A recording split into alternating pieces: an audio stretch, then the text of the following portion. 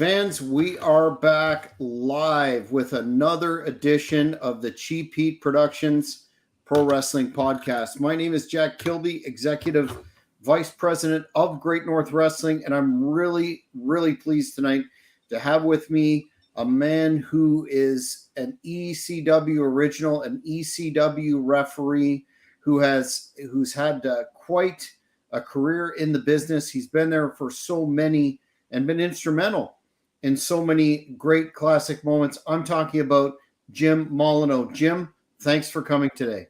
Thanks for having me on. Should be fun. Absolutely. I like to start with career respective interviews, looking at your background as a fan. Were you a fan growing up in the business? And if so, I guess being in the Northeast, what companies did you follow, sir? Yeah, well, I was a fan of the business, and unfortunately, it was only company to follow because I was a kid before something called cable television. So we only got the WWF. So we got the Vince Sr. product. So I grew up on Bruno Sammartino and Bob Backlund and the Samoans and Tito Santana, personal favorite Dean Ho. But that's where I grew up on. And I got away from it for a while and started watching again when Hulkamania got going. And in the meantime, found the NWA on cable television. So I was like, wow, this is impressive compared. I liked the grittiness of the NWA compared to the circusness of the WWF at the time. And it just started, getting into it. And a guy that I worked with, I mean, at this time I'm 26 years old. So a guy I worked with was into it too. And we, would talk about it at work all day. And it finally I never went to a match as a kid. Finally went to a match. The first show I went to was the Great American Bash 1987 in Philadelphia. That was a hell of an impressive show to see. No kidding. To hook me into the business, and I just got hooked and grew from there. What was there a moment where you decided, you know what, I want to become involved in the business, or how did that work? And how did you land on the referee role? Well, I wanted to be a manager, and I went to a no-name place to train to be a manager. I had an idea. The inspiration was Bobby Heenan on WWF and Jim Cornette on the NWA. Both kind of wise guys, sharp tongue. I kind of had that reputation in high school, the wise ass. So I thought, well, maybe, I can do that. So I did it for a little bit. And at the time, Joel Goodhart had the Tri-State Wrestling Alliance. And I knew Joel through the fan club that he had, and I had joined. And so I called him and I said, hey, could you use me as a manager in TWA? And he said, no. I said, I already have 3 or 4 managers. And but I could use a referee. And gave me the sell on being a referee, going to the school that he had, he said, gave me the whole sell, and said, call me back in a couple of days and let me know what you think. So I hung up, and I called him back 10 minutes later and said, I'm in. And the following Tuesday, I was at the school training to be a referee. Now, in terms of the referee's role, we'll get into some of the intricacies thereof later. But when you were looking at referees in terms of like a template for you, or a role model or an inspiration to follow, did you have one of those? I know a lot of people look at the Hebners, Tommy Young, et cetera, but was there an individual that you looked at that you admired his work once you had already agreed to take on the position? It was definitely the Hebners and Tommy Young. Tommy Young more than the Hebners, because he got a little involved more than they did. You saw the back and forth he would have with Ric Flair in one of his matches. So I thought, well, maybe I can get away with doing something every once in a while as a referee, and not to steal anything from the guys, because I know that's not my position as a referee. So yeah, Tommy Young was the one I really watched. And then when I started looking at deeper into them, one of the WWF guys who was a local guy out of New York, Billy Caputa. And, I watched him because I felt that he gave the impression of this is real. And I think that's important for a referee. For me, that's the main thing as a referee. If I make it look like I'm reacting to what is real, then hopefully the fans will catch that, kind of like a transmitter between the wrestlers and the fans. And so they're really the four that you think of, that I think of the most. Mm-hmm. Morris Shorthall, the man who is Mr. Cheap Heat himself, who isn't on the podcast tonight, but nonetheless says, thanks for coming on, Jim, especially with the ECW vibe coming back to Philly next month. Yeah, there's a big vibe about the ECW presence in Philadelphia for WrestleMania weekend, and it's something. It's something different. You don't see that if they were to have it in Charlotte. I don't know you'd be getting the NWA and reaction, or if it was in New Orleans, you wouldn't have a bunch of people doing a Mid-South convention or whatever. The ECW is a very, very intricate and interesting phenomenon in the business. Which is, I had something to ask about TWA, but I think I'll jump up to my other question, which is, can you talk about that Philly style of wrestling that of course seemed to be birthed with TWA over to Eastern Championship and then ECW? Because I don't think some of the younger fans realize that Philly was basically a market that the WWF and NWA went to. They had those shows at the Spectrum, but it wasn't unique from any major metropolitan center during that time frame. But then with the birth of TWA, ECW, etc., it took on that unique vibe and feeling, of which I was fortunate enough in the 90s to experience on the corner of Swanson and Rittner myself. Is there a way that you can sum up that Philly style that makes sense? Well, I think you have to look at the fans also. I really think the fans are the ones who push for that style. It's a very working class area. They highly demand 110% all the time from their sports teams. If you look at the Eagles and the Phillies and the Flyers and the Sixers, that's what it is. The Flyers were successful in Philadelphia because those were hard-nosed, hard-working guys. And when they won the Stanley Cup, I was luckily around that at the time, and we really appreciated it. And those guys appreciated the fans so much so that a lot of them never left the area. They still live here. So I really give that Philly style of wrestling credit to the fans. If TWA was doing things like the WWF at the time, and the Hulk Hogan style and all the glitz and glamour and all that, I don't think it would have gone anywhere. I think what Joel brought in was what the fans wanted to see. They wanted to see a Memphis style of wrestling where, hardworking, beat the crap out of each other. Someone gets their hand raised at the end of the match.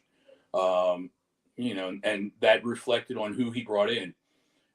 Guys from Japan who all Japan who worked like that. Guys from, like I said, Memphis and Mid-South, and guys who were between the NWA and going to WWE or the other way around. They're all hardworking guys. I don't think Joel would, would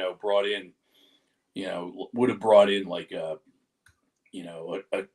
Doink or something that was a character. It was something that had to be real to the people. Wouldn't have turned Chris Candido into a Body Donna, for example. Right. Never happened. Yeah. Again, I'm gonna jump forward a little bit, but okay. And I'm gonna play with my lighting here. I'm sorry. No worries, man. There you go. Perfect. That's even worse. You know what it is? I'm not used to doing these during the day, so I'm gonna turn my night lights on. There we go. That's better. Now you can see my ugly face better. Looks perfect. In terms of that that ECW arena in South Philly, and just it's become a mythology now almost. But for those that were there, you understand what was it about? Let's be honest, a subpar facility with leaking toilets and if it had toilets. If it did, yes. 150 degrees in there. What was it about that setting that created the magic that was Eastern Championship Wrestling in ECW? I think it was just the gathering of everyone. Again, the fans wanted to see hard-hitting matches, and we knew that we had to give it to them. And the more we gave it to them, the more fans came out. Once they saw the TV and saw what we were doing, a lot of people were like, wow, that's not what I'm used to. And I have to go see that, or I have to be a part of it. I always compare us, the ECW, to like the band Nirvana. They came along real quick. We're hot, and they ended real fast. I really think that we're a punk rock band. That punk rock era. We came and conquered and took no prisoners. And when it was time to go, we left. Mm-hmm. Not that some of us wanted to. Mm-hmm. By way of TWA's laid the foundation. It created the realism that you're talking about, that hard hitting style in Philly.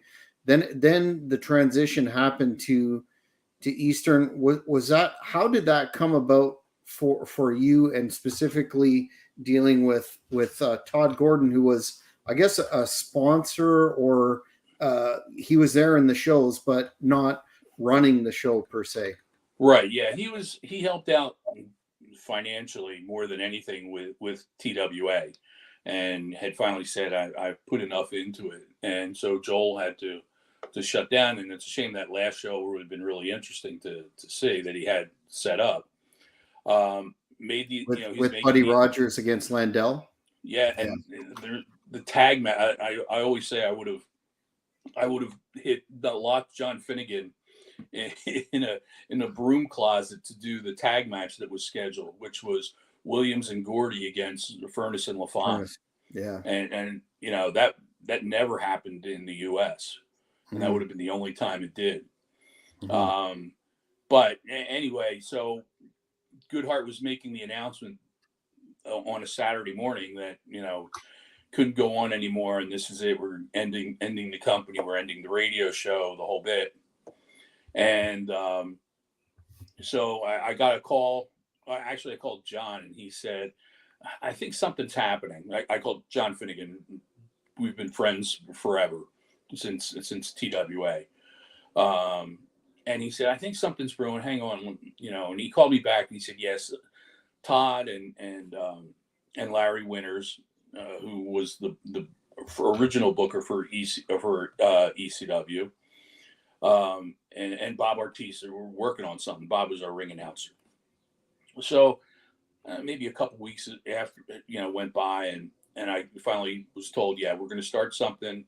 Give us time to, get all the paperwork done and set up with the state and all that kind of stuff, and we'll let you know. You're definitely in if you want. I said, yes, I want. And that was really how it started. I can't remember the first show. I'm sure it was at the Philly Sports Bar, which was a great location. It was a Philadelphia sports bar owned by several of sports legends in Philadelphia. And it was right in Center City. And it was perfect for me because I was working across the river at the old RCA company. And I could catch the speed line from New Jersey. So I could take the speed line from my house, go to work, have my wrestling or my referee gear with me, work all day, and then take the train on into Philly because the train stop was right underneath the sports bar, and go do the matches and then just go home on the subway. But yeah, that was how it started for me. And I was there from day one. John Finnegan and I are the only two guys that were there the entire run of the company. Mm-hmm. Before we get to the Paul Heyman era and some questions around that, we've heard mixed reviews about the tenure of Hot Stuff Eddie Gilbert as the booker and his vision with Todd, and then the whole switch that happened there. How did you find Eddie Gilbert, who's got to get a lot of credit for bringing again that Memphis style right to Philly? How did you find working with him personally? I never had a problem with him. He was very professional, and I had worked with him previously in TWA. Joel loved Eddie Gilbert and would bring him in for the shows. And that's where those series of Cactus Jack and Eddie Gilbert matches happened. That was a big tape trading thing at the time. Mm-hmm. But yeah, I'd worked with him before. Very professional. Would come in with a big long sheet of paper and hang it up on the door with 3 or 4 weeks worth of TV to be taped, and that was it. But I'm sure he would ask for your input. At the time, I was still super green, so I didn't get involved with in any kind of input.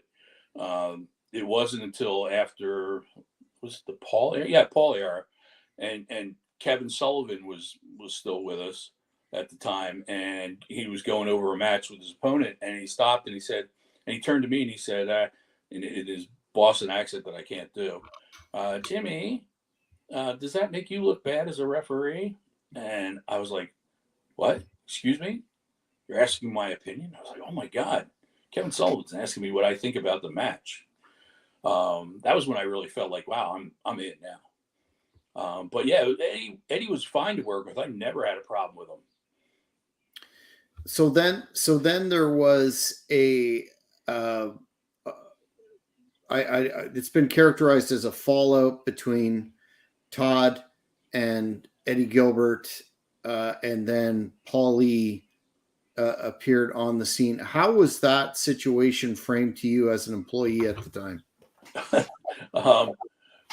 Paul came in. He said, "I'm the booker now." But Paul had been there. Paul was there working with Eddie.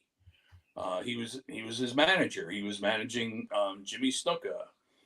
He had a couple of people that he managed. So Paul was already there. So for him to come in and take over the booker, I don't think was a big shock, as opposed to if someone else were to come in that didn't work for the company. And it was a fairly smooth transition. It was a different style of booking where, like I said, Eddie, had weeks and weeks of TV ready, knew what he wanted to do, where it started to get to the point where Paul knew what he wanted for the major stories, but otherwise he'd sit down, open up his book, look around, start writing names down and coming up with matches for everybody else. And, but like I said, you get the main stories across that he wanted to. Mm-hmm. As you're aware, no doubt, the talk of the Hall of Fame this year is Paul Heyman's induction into same. And notwithstanding, I don't think anybody's going to ever argue that the man had an uncanny mind for the business and a genius level for the way pro wrestling was, and not only that, but innovation back in the day. But he's also a polarizing figure in terms of ways that I'm sure everybody watching this podcast is aware.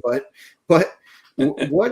what is well, yes, and maybe we'll ask about that in terms of your pay issues or not. But what is your thought on that coming together right now that he's getting that honor for his work? I guess it's his body of work, but his work in WWE as well, which really in the last 5 years you can't argue with. He's almost hitting his Right. stride. Yeah. I mean, he as a person in the business, as a figure in the business, absolutely deserves a great mind for it.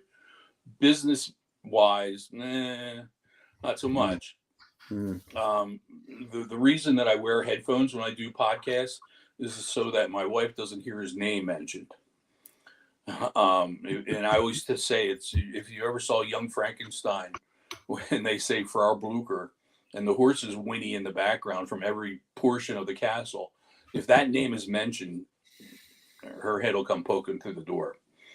Uh, but no, he deserves it for what he's done with even with just doing what he's done with the WWE. If it was just the WWE stuff, I don't think it would be happening. I think Mm. they're tying in the ECW thing, and doing that. I would love to have, and I think this is ECW is the only company you can do this with. But I would love to have seen ECW as an entity, as a company, be put in. Yes. I don't think you can do it with any other. And have a handful of the guys up there. Let Paul do the talking. That's fine. And have guys up there who aren't always recognized for what they did for the company. Yeah, absolutely. That's something that they should really consider, along with recognizing, the role that people like yourself in the Eastern Championship Wrestling (TWA) guys played in what ECW Extreme Championship Wrestling became.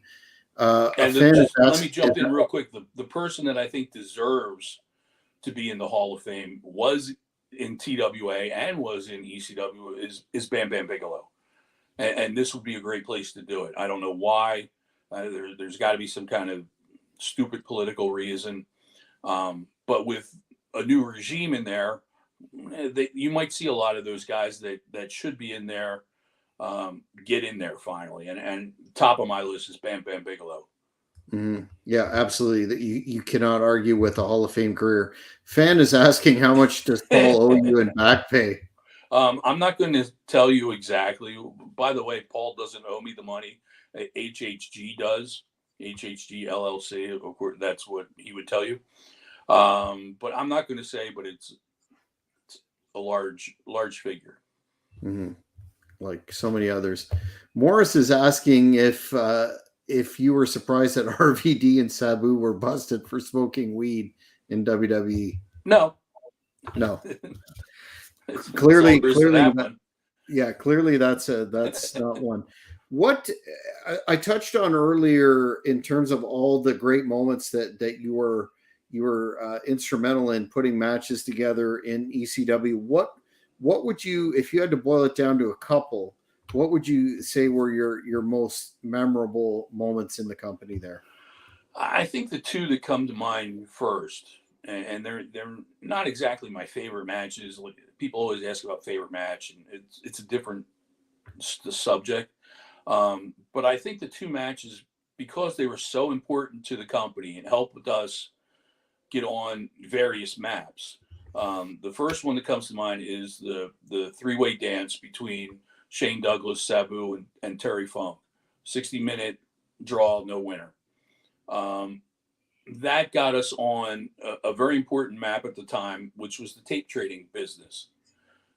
Everybody heard about it and wanted to see it, but couldn't because we didn't have syndication or anything like that. So here come the tape traders, and that got us on that map. And that was the first big step for us for fans outside of the Philadelphia area. That's how we got to 1,200 people in the arena that's only supposed to hold 880. Yep, myself um, included. and then after that, the next match for me would be Taz and Sabu for Barely Legal. That was the match, whether it was the match of the night or it wasn't even the main event. but it was the match that got the company there. 2 years of not touching each other, 2 years of promos, 2 years of teasing the crowd, and finally it happens. And when the bell rings, you listen to that crowd. They tell the story. Again, back to the fans. They're telling the story just as much as the wrestlers are. They've been waiting for it. Now they got it.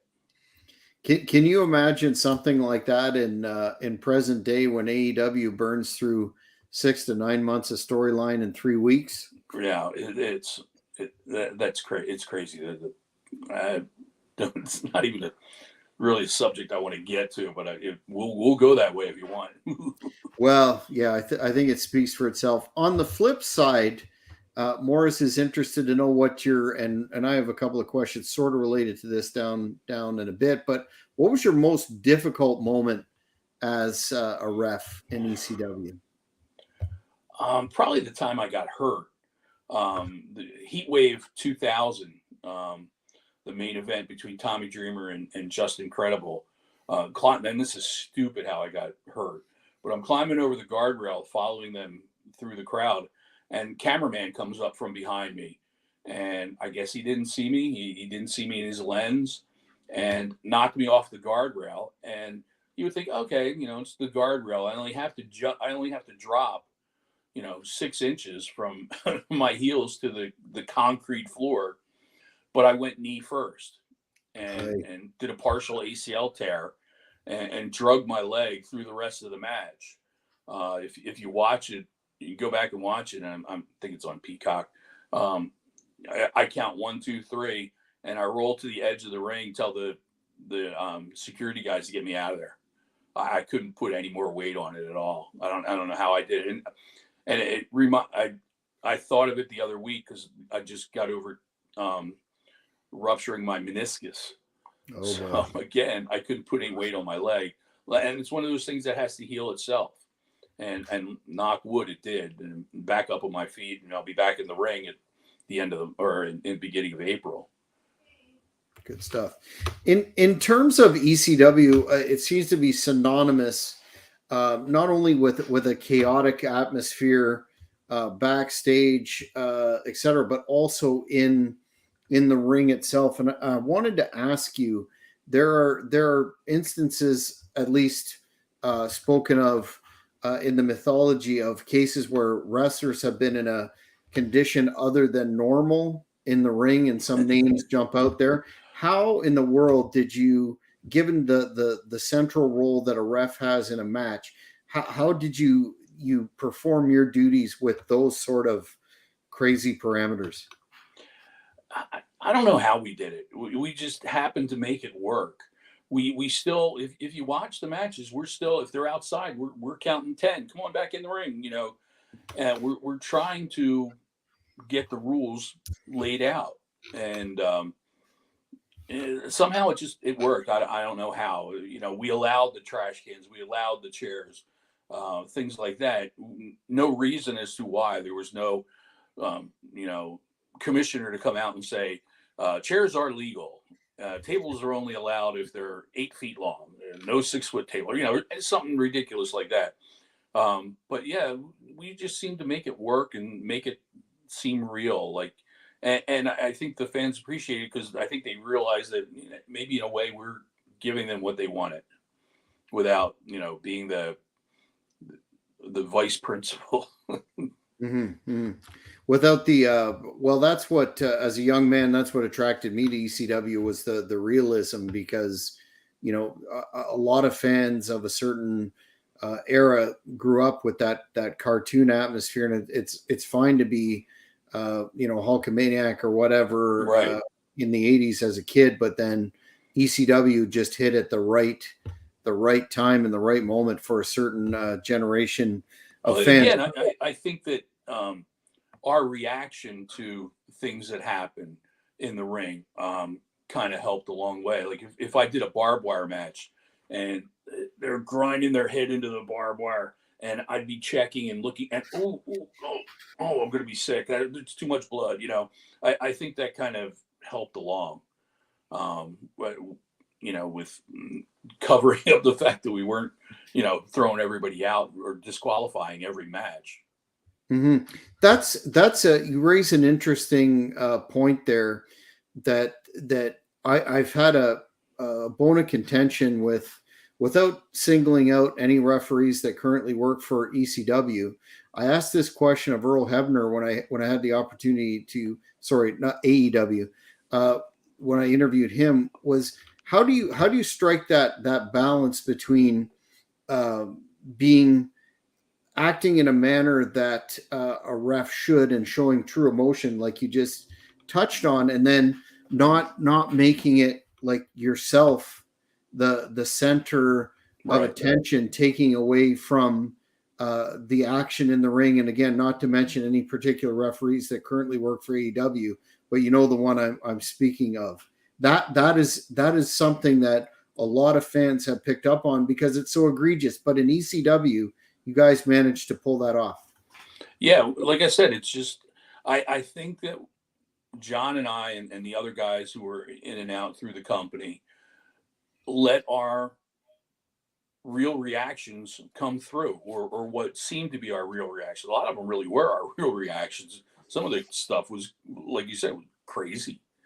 And I think our natural reaction was important to that. It would be a different story if we were like a WWE or a WCW, where they didn't do a lot of the extreme stuff. I think we would have reacted differently. And not just that referee on AEW you're speaking of. I think the problem with modern day referees is that they're not allowed to be involved to the point of helping the match along. Seems like sometimes they just stand in the corner and wait until it's time to count to three. Mm-hmm. And I think if they got mentioned on the broadcast by their name a little more often, if they were, people knew who they were. I don't know who some of the referees are sometimes. I think that they would be involved a little bit more, and I think they need to be. There needs to be some sort of authority there. I mean, it's there, but nobody pays attention to it because it's not put out there. Which kind of dovetails into the next question that I had about ECW pushing the boundaries of traditional wrestling, and as you mentioned already, you had to just keep going through certain situations and provide regular or your actual emotion to things that were occurring. One of the criticisms that I don't share, but has traditionally been levied against ECW and the officialdom, is that the referees are constantly being buried by what's happening in terms of not, adhering to the authority, the counts, et cetera, et cetera. How do you respond to that in the context of, what you were trying to accomplish there? Yeah, I don't think that's true, because I can remember, matches where, they're backed up against the rope. All right, break off the rope. 1, 2, row, broke. Then go back to choking or in the corner or whatever. The basic rules that apply to a wrestling match, I think we enforced them. When it got to, going through the tables and all that kind of stuff, it was a reactionary thing for us. That's where our reaction comes in, as opposed to worrying about the rules. I mean, they'd go through the table that's on fire. Well, I think my reaction, not as a referee, isn't and it doesn't matter anymore. My reaction as a human being is, give me some water so I can help put this guy out. Mm-hmm. And I don't think people look at it that way. I know I always did something like that, or tried to get some help, or tried to put them out if it needed to be, or I count 1, 2, 3 real quick, even though you're not supposed to, and then douse them with water or help them. It becomes more of a human thing in that extreme situation. Absolutely. ECW, created a number of really controversial moments, be it Funk with the branding iron that, some fire went into the crowd, Tommy Dreamer plow driving a woman, all of New Jack's Falls, et cetera, et cetera. What stands out in your mind in terms of matches that you were involved with or moments that you were involved with that was particularly controversial in the original ECW? Not that it was. I didn't do the match, but I had to help carrying them out. I would say the crucifixion angle with the Sandman. Poor reaction from the crowd. Poor reaction from a lot of the guys in the locker room. I caught a bunch of heat because I went out and got him and helped carry him back. They're like, go. You have to go out there and get him. I'm like, and people gave me crap about it. Fans did, and I'm like, well, what are you going to do? Leave him there? You're going to wrestle around him the rest of the night? You had to get him out of there, so we got him out of there. So yeah, that one was kind of that stung and stung for a long time. I think we lost some fans there. We had to win some guys back. And I completely, it didn't offend me as much as others. I didn't think, I wasn't offended as much as I knew, that's not right. But I really think we did lose a handful of fans there. Were there any angles or moments such as that you heard about in the back before the show that you were like, oh my goodness, what are they thinking type of deal? Did you hear about the crucifixion ahead of time? No, I didn't. I had no idea. I don't know how many people did. I'd have to go back and look at the match. I don't even remember who reffed it, whether it was John or someone else. But yeah, no, I never got any word about anything where I'm like, whoops, that's not going to go over well.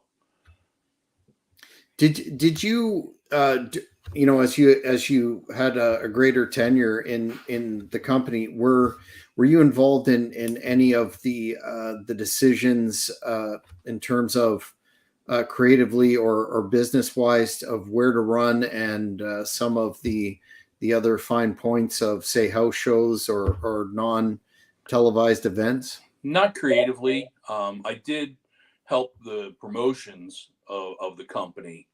At one point, we ran a couple local things here in South Jersey, and I would help get flyers out and posters and all that kind of stuff because I was here.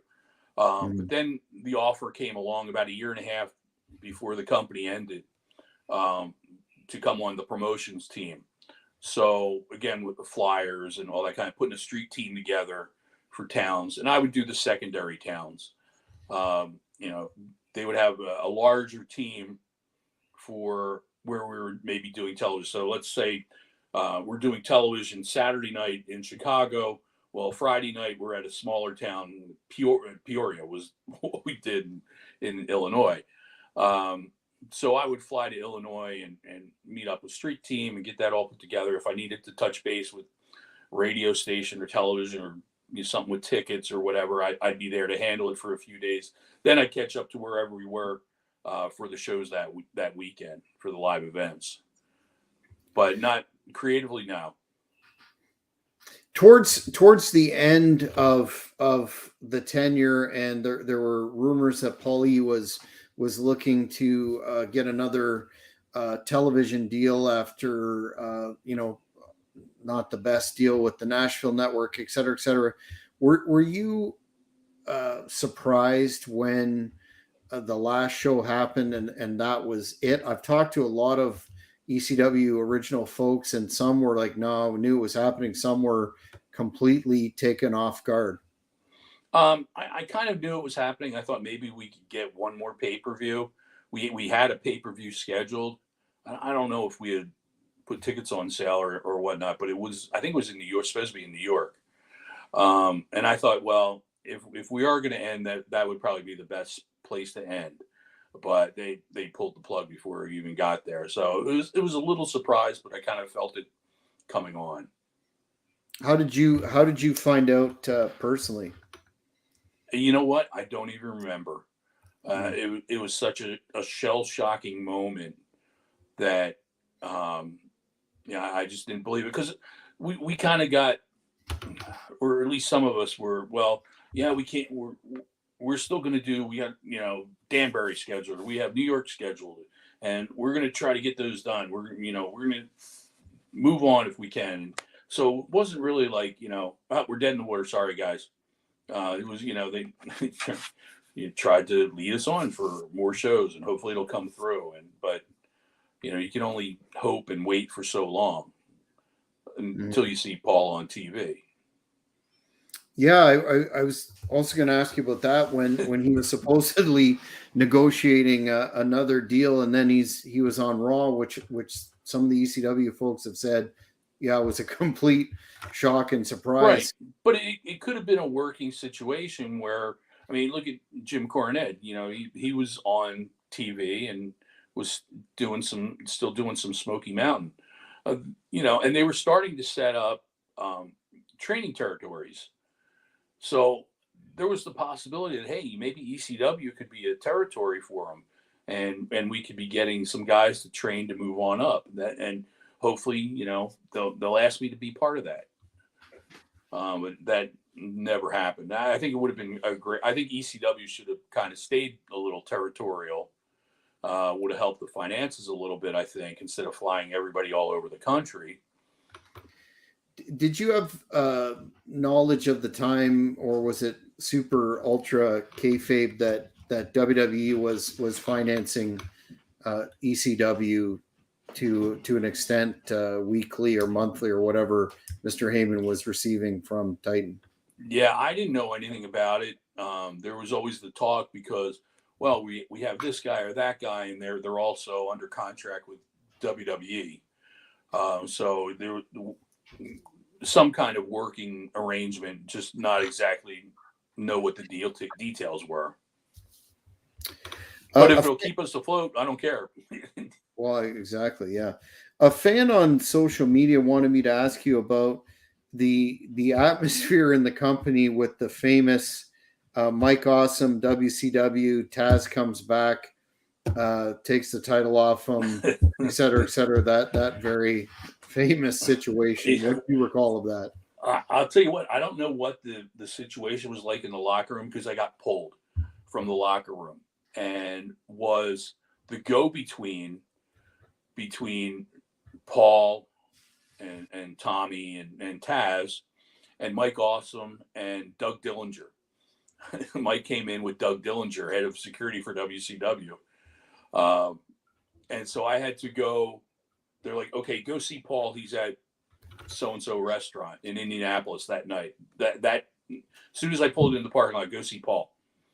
So I went, and it was like a scene from The Sopranos or Godfather or something, where Paul's sitting in the middle of the table. It's like, one of those semicircle big tables at a Chinese restaurant, and all the boys are sitting around him. And so I was told, okay, here's the contract that for Mike. Tell him da da da da da. Do not venture from any other words. Don't say this instead of that. Very, very particular. So I went, here you go.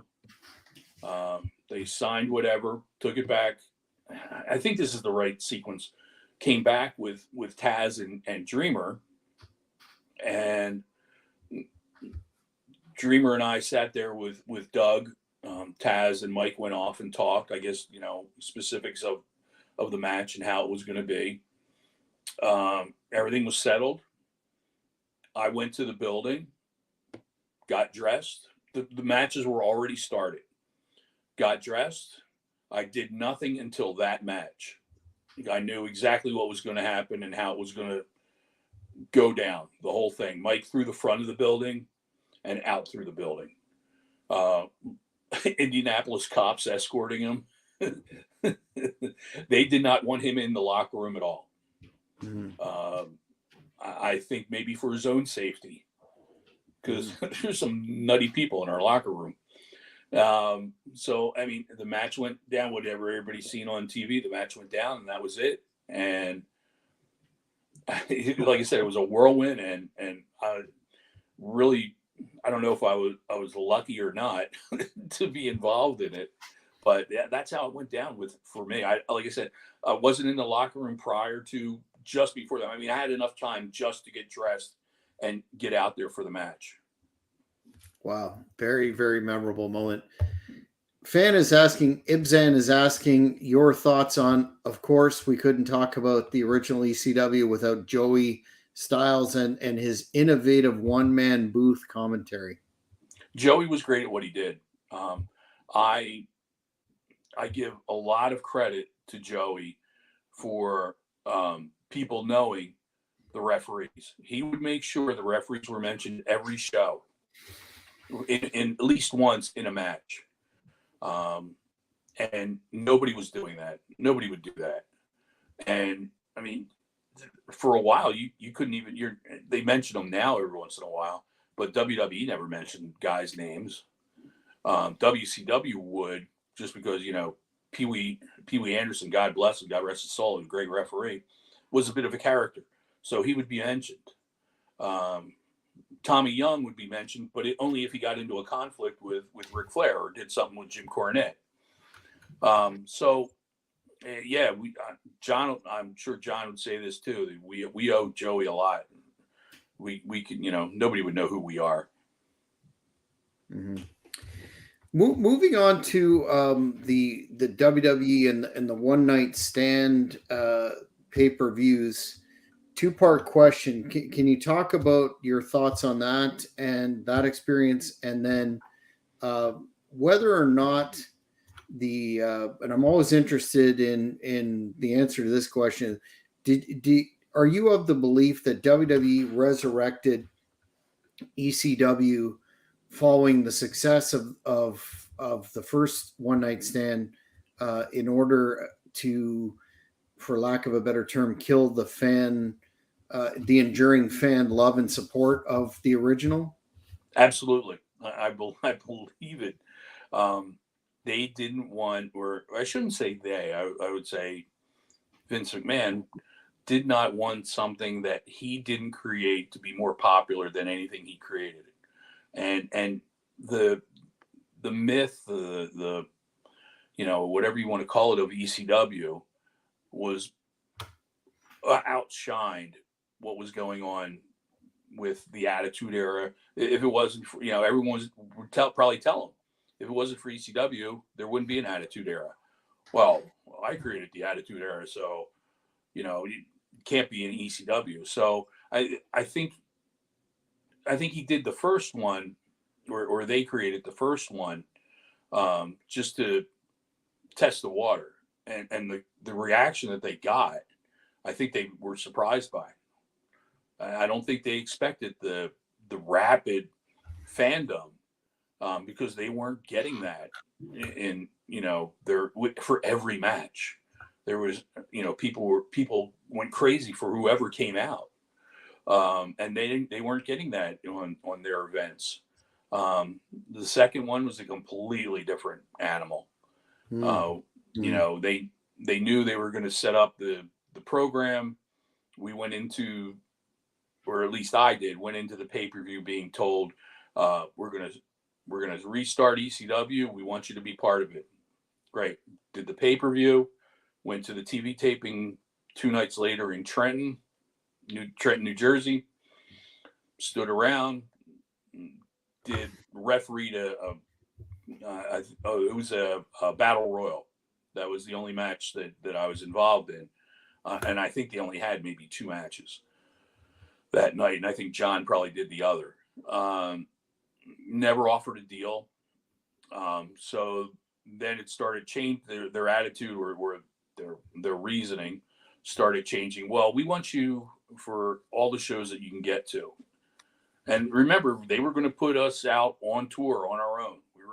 They had shows scheduled in Wisconsin and all over the place. We want you to get to the shows that you can get to. Well, I can't get to Wisconsin. Now I've got a 9-to-5 job. I own a courier service, so I'm not walking away from. I'm not shutting it down to restart this dream again. So like the next week was in Albany, New York. It's a bit of a drive, but I did it, and still no deal offered. Then it became, we'll let, or no, then the next week was in West Virginia. And I was like, I'm not going to West Virginia. That's too much of a drive for me. I'd miss 2 days of work, but the whole bit. Then that's when it became, well, we'll let you know when we need you. Okay. Well, the next event was at the arena, and TV at the big building. It's the Wells Fargo now. Never heard from them. And I've never been one to go to a show trying to look for work or beg for work or what about me or I'm over here, look at me. And I never called them to say, hey, do you need me? And I said, well, that's it. And never looked back and don't regret not doing it because it wasn't the same. And I don't blame the guys who replaced other wrestlers. Those guys put on great matches. It was just, I always say this. It wasn't my mom's ECW anymore. No. And it seemed like a lot of the original talent were used as cannon fodder when I couldn't understand why they were being used. And I'm talking about Steven Richards and right. That's Incredible. And those guys, like they seem to be just getting squashed, and it made no sense to me. Right. The ring announcer, Steve DeAngelis, they used him for the pay-per-view. He showed up 2 days later at Trenton, and they told him, we don't need you. Didn't even give him enough time to get dressed. They met him at the door. We don't need you. Yeah. So I knew right there everything was changed. That was a head scratcher. I've also interviewed Steven a couple of times, and he had also indicated that they had made reference to offering him a contract, and then he was met at the door with that. So yeah, not the best business practice, to say the least. Yeah, I mean, as far as the contracts, one was offered to this isn't my story to tell. I'll just tell it basically. John Finnegan was offered a deal and turned it down because they didn't offer health care, and he needed it for his family. I didn't need it, so I would have been willing to take a contract, but never came. So, and I was fine with that.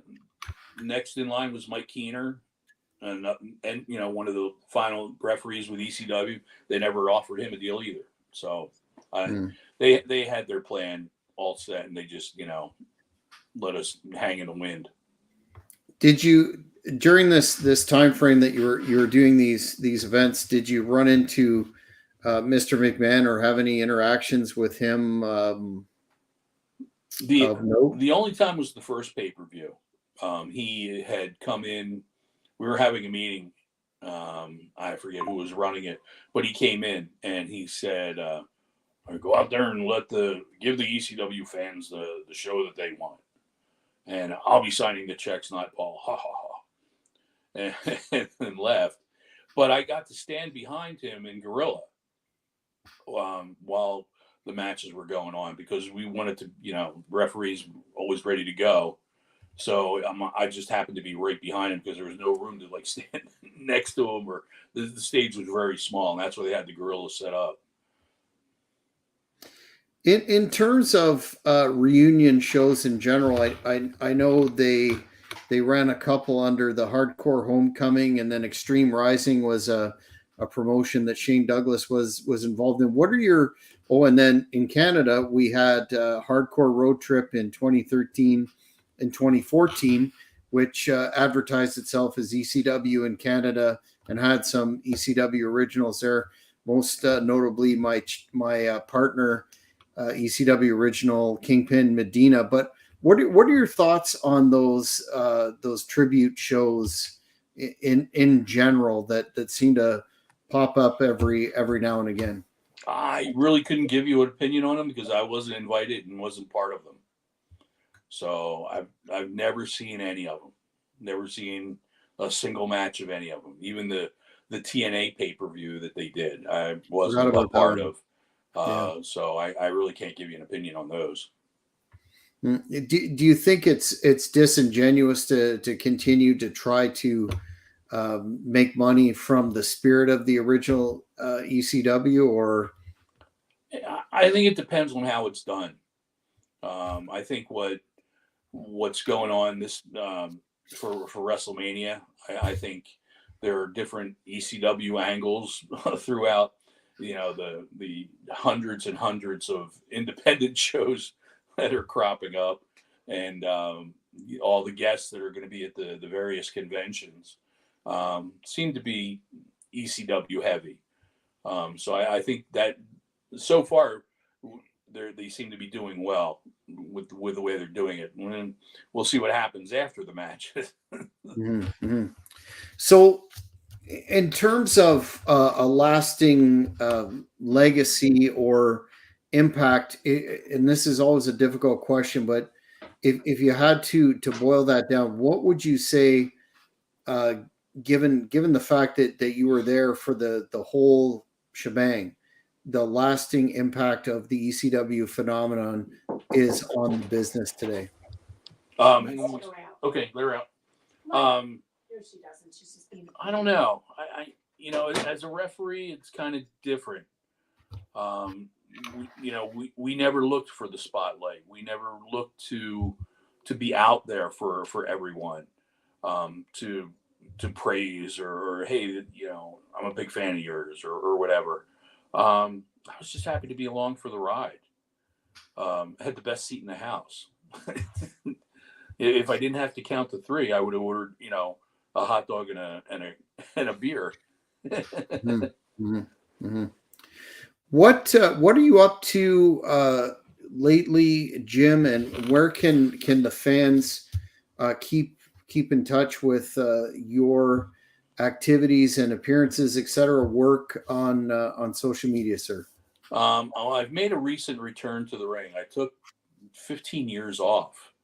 I was running a local independent promotion in school called OTW, Old Time Wrestling, and closed everything up kind of during the pandemic, and got back into the ring.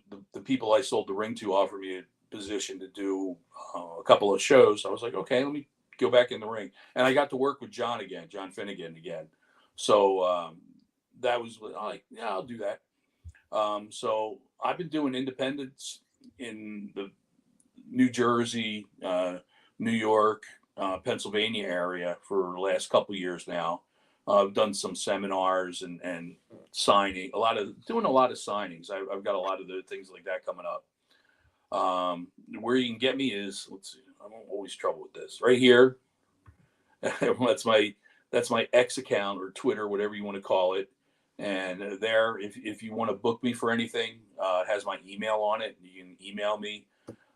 April is completely booked up. Mm-hmm. Most of May is too. There's a couple of conventions coming up in May and one in July that are going to be a lot of fun. But yeah, I've been getting a lot of referee books. And I usually put up there on Twitter and also on Facebook. Facebook's the same thing, basically.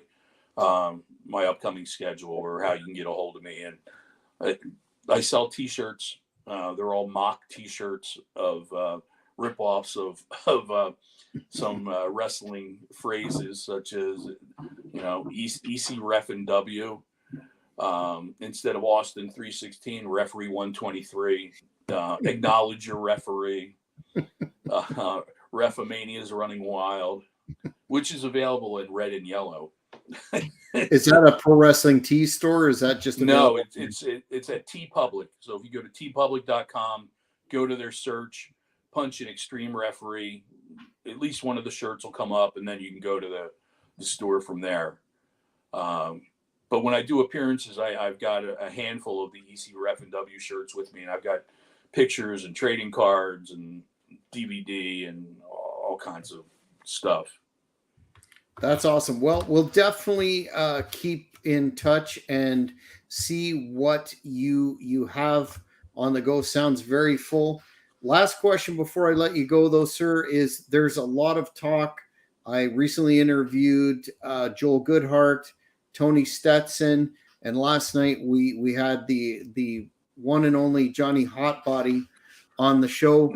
There's talk about a TWA reunion show, one last great show. If that comes to pass, would you be in, sir? If they offer, I'm there. I would love to be there. All they have to do is ask, and I'm there.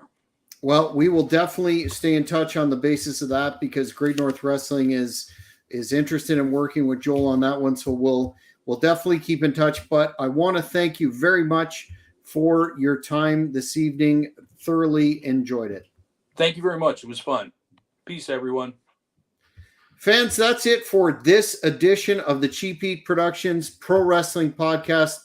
Thank you very much for viewing, and we will see you live next on Friday with former XPW announcer Chris Kloss. Till then, take care, everybody.